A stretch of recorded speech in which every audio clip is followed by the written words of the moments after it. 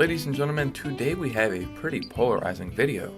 One of my favorite things to do on this channel is cover Nintendo Switch leaks.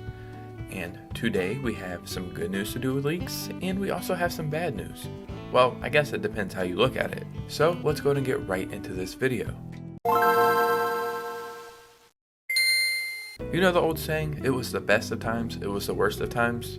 I think that applies to this video perfectly. Today we have a pretty interesting video, but before we get into that, I need to announce that I just got one of my favorite YouTubers confirming that they're going to be in my 10,000 subscriber special video. This is all kind of crazy to me, to start a channel and then to find some success, and now the people I'm watching are going to be in these videos that you are watching? Kind of crazy. Before we get started, if you could hit a like and subscribe. We are like 570 subscribers or something away from 10K. So thank you so much for the support, and let's go ahead and get right into it.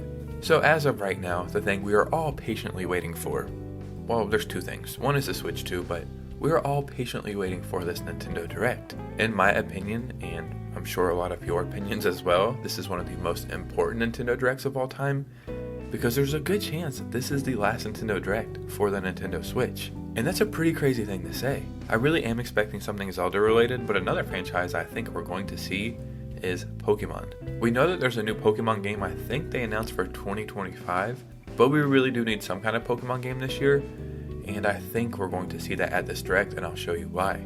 So ladies and gentlemen, we have a little patent to go over today, and as you can see, this is from Nintendo and the Pokemon Company.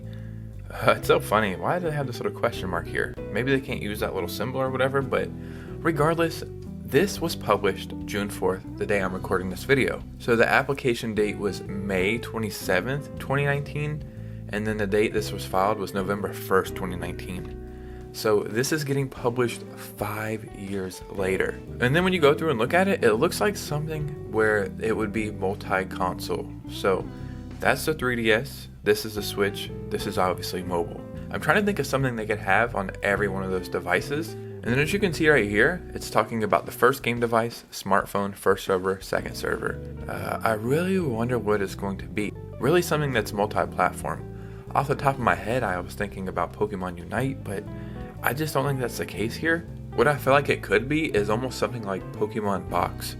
I think that's what it was called on the GameCube, and Pokemon Bank, I think that's what it was on the 3DS, don't quote me on that, but something where you can store your Pokemon from multiple Pokemon games. And what I think is we're going to get a new Pokemon game in this Direct. Well, maybe not new, maybe a remake or remaster, but what I think is this is going to be for every Pokemon game that's on the Switch, and then something you can use for your phone as well. And I think the date of this patent is perfect timing for the Nintendo Direct. So even though this is a quote-unquote leak, we're getting the source right from Nintendo. And there are a couple times where we get leaks and they feel like they're right from the source. I don't want to name any leakers here because there's been a lot of trouble in the world of leakers this past week, but if you watch my channel or you're into any of this gaming news, then you probably know who I'm talking about.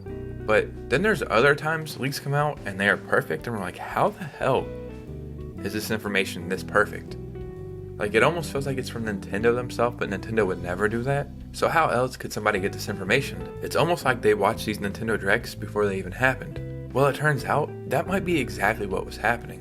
A Google employee accessed private videos in Nintendo's YouTube account and leaked information ahead of Nintendo's planned announcements. Dude, what a dumbass. It's really not that serious. Like, yeah, we want to know what's coming out, but we can all wait. And two, you're probably going to lose your job over a Nintendo Switch game. So this is one incident amongst many others, but this one is the only one relevant to the subreddit. A Google employee accessed private videos in Nintendo's YouTube account and leaked information ahead of Nintendo's planned announcements. An internal interview concluded the activity was non-intentional, the report says. Right, non-intentional, sure. That's like me saying I went into a bank with a mask on, holding a gun, and walked out with some money. I never asked for this money, this was non-intentional, they just gave me the money. This report covers the 2013 to 2018 time period, but it's obvious this is still an issue if what Tom Henderson said is correct about YouTube investigating back-end gaming leaks from employees.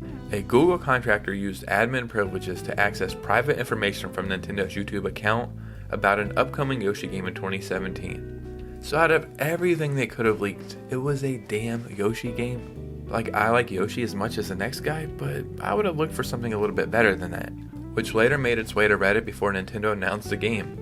according to a copy of an internal Google database detailing potential privacy and security incidents obtained by 404 Media. In June 2017, Reddit user posted a thread entitled New Yoshi Game.